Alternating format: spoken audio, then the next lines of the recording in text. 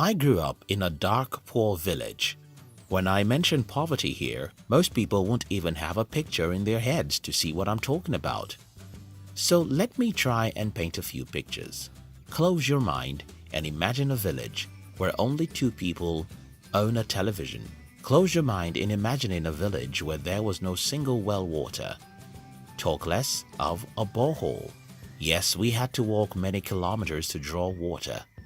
Civilization was so far from us that I never even thought it existed anywhere until I was about 13 or 14 years old. Now that you've seen some pictures of the kind of poverty I grew up in, let me try and show you how you can escape poverty if you were born by poor parents. If you're new here, don't forget to subscribe so that you won't miss other interesting videos like this. Poverty is not lack of money. Believe me, I know what lack of money is, and I can give you some additional pictures. Take for instance, all my childhood, my father only bought me about 2 pieces of cloth and about 2 pairs of shoes. Even as a teenager, my father usually gave my mother about $2 to take to the market, and eating fish or meat in our home was like eating gold. So, I know what lack of money is. But poverty is like a HIV, and lack of money is like AIDS. HIV, for the most part, may not be visible for the outside world to see, but it is the real thing. Poverty is deep down in the minds of those who are poor, and it must have been there for a reasonably long time, or from childhood, before it can lead to lack of money. If you want to escape poverty, you have to understand and accept this truth, because if you don't, there's no way you can escape poverty having to be from a poor family. So, how can we get the evidence to prove that lack of money isn't poverty? How can we prove the claim that poor people are first and foremost poor in their minds before they lack money? Again, I have practical experiences about this, and here it is. I have 2 groups of friends. I have friends who are rich, and I have friends who are poor. I only need you to follow me to meet these 2 groups and listen to our conversations and their words before you get what I'm saying here. So it happens that whenever I meet with my poor friends, there are words and statements they make which I never heard any of my rich friends making. In other words, I do not doubt that poor people think in certain ways and rich people think in the opposite direction. This is the root of riches and poverty. I am convinced, and I want to convince you. Growing up in a poor family comes with so many poisonous negativisms, and I experienced this firsthand, being the last child in a big family of 12 people. I had parents who told me proverbs and sayings which came from poor minds. Some of those proverbs and statements are, "I don't harvest money on trees," meaning that money is scarce. Money is the foundation for more money, meaning that if you don't have money, you can't make money. And the most poisonous, sources of wealth are suspicious, which means that most people who are rich do evil things to get rich. Now, if you were raised by poor parents, I have no doubt you've been conditioned to be poor before you're an adult. This conditioning is slow but dangerously effective because it's a belief system. To add to this problem, if like me, you're from a big family and unfortunately the least in the family, what happens here is that your poor grandparents had successfully passed poor mindset to your parents, uncles and aunties, and those people have also succeeded in passing those mindsets to your elder brothers and sisters. Now, you have, like me, more than 10 adults who are older than you in the family. All these people expect you to come to them for advice and counsel.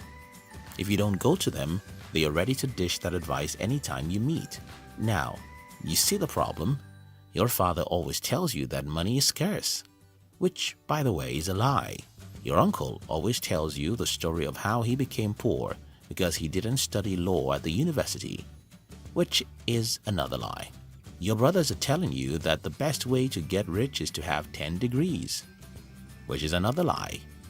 And your sisters always tell you that the reason why they are poor is that the government is bad. You're only 15 and everyone you look up to for advice simply tells you lies, even though they don't know they are lying to you. Tell me, how on earth do you want to become rich with that environment?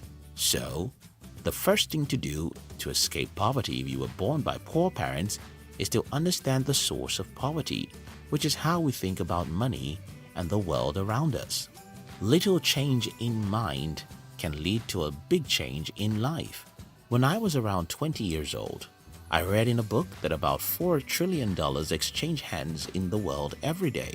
That single fact changed the way I see money.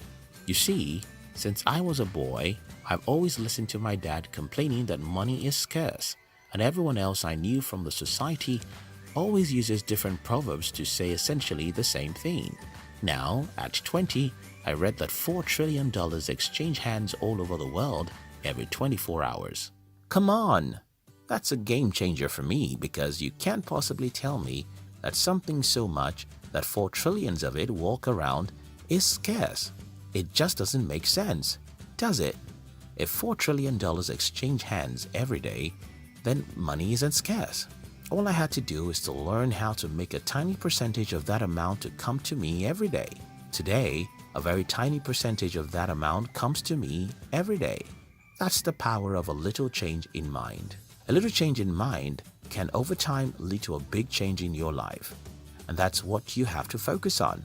Don't take any negative beliefs for granted, because it can lead to reasonable poverty.